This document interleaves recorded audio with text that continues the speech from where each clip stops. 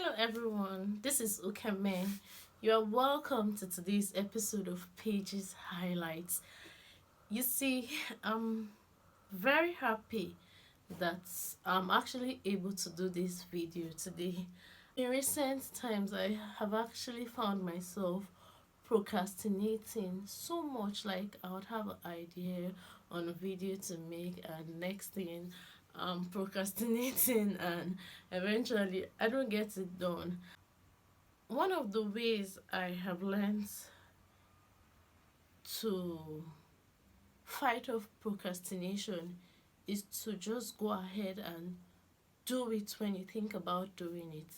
So, in as much as I'm really exhausted and tired today, I'm just going to go ahead and make this video because I feel like if I don't make this video today, I'll probably not make it. And like other video ideas I've had, it would just be another idea once had and which never really came to light. So today is sort of another episode of the podcast that I began, Bloom Where You're Planted. And today I'll just focus on nourishing yourself, nourishing what you have. You see, to bloom where you're planted means that you grow where you're planted.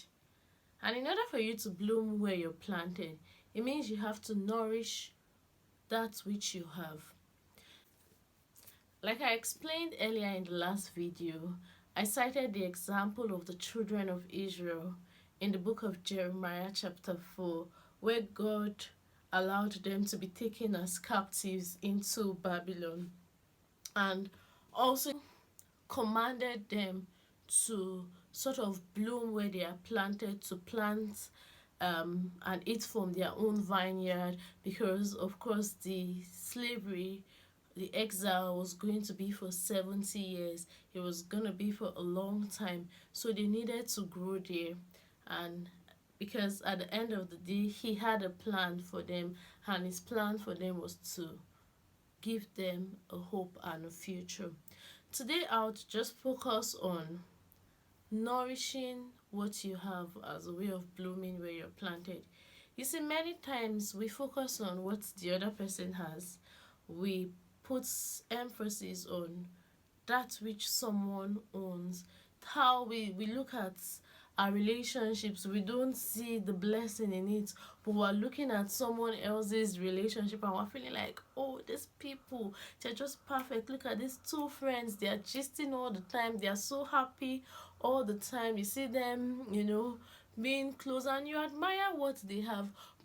You forget that God has given you the opportunity to also enjoy this sort of friendship, this sort of relationship, to also enjoy this sort of growth, but because you have failed to nourish it, to grow it, to water it, to make it remain evergreen and fruitful, it withers, because what you don't nourish dies off.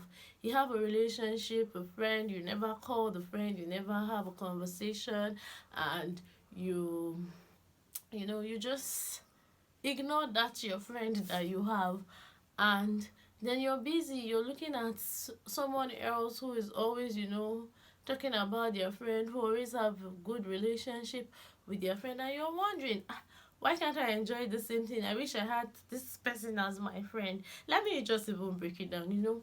I was going through Instagram today and I saw a post. A lady, she posted her relationship with an elderly woman, someone who is a very popular figure and famous figure in Nigeria. And then on the comment section, some people were like, oh, I wish I had this kind of access to this person. Now, I'm not saying you shouldn't wish to have a certain kind of access, but have you looked around you that you do not have people like that in your life that you should try to, create a relationship, to build that relationship with? It doesn't have to be until the person is a celebrity before you now decide that you want to become someone important in their life. Because the truth about it is, most before they became celebrities, they had people in their life who nourished and bloomed along with them. And so I'm not sure they'll pay more attention to you who is just a stranger who have seen them and want to be associated with them because of the fact that they are popular and they are celebrities. So here's me saying today that to bloom where you are planted, you need to look inward and begin to check around you. What do I have in my hand? What has God placed in my hand that I'm letting die? You know, sometimes you see someone else's talent and you my wish, oh, I wish I could speak like this person. I wish I could could sing like this person. I wish I could do dance like this person.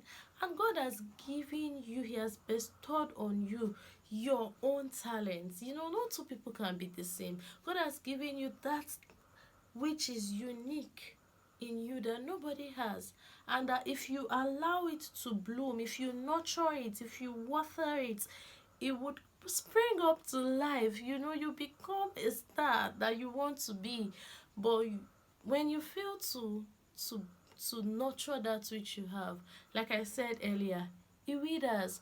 Sometimes it's in marriages, you might just see two couple, oh, you admire them, they are doing well, they look like they love each other so much, they are happy, they look so good together, and you don't know that they are nourishing what they have. That's why they look like what they are.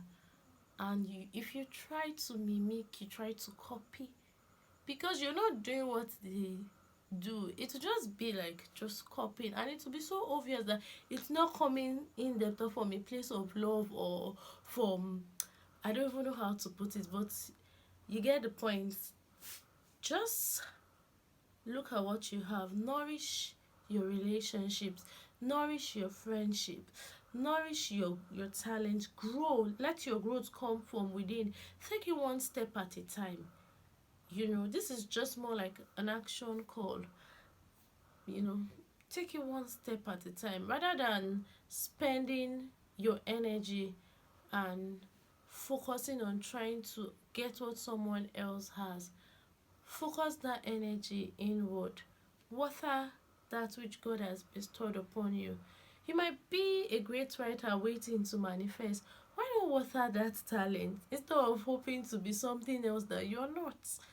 So, this is it. Bloom where you are planted. Grow where you are planted.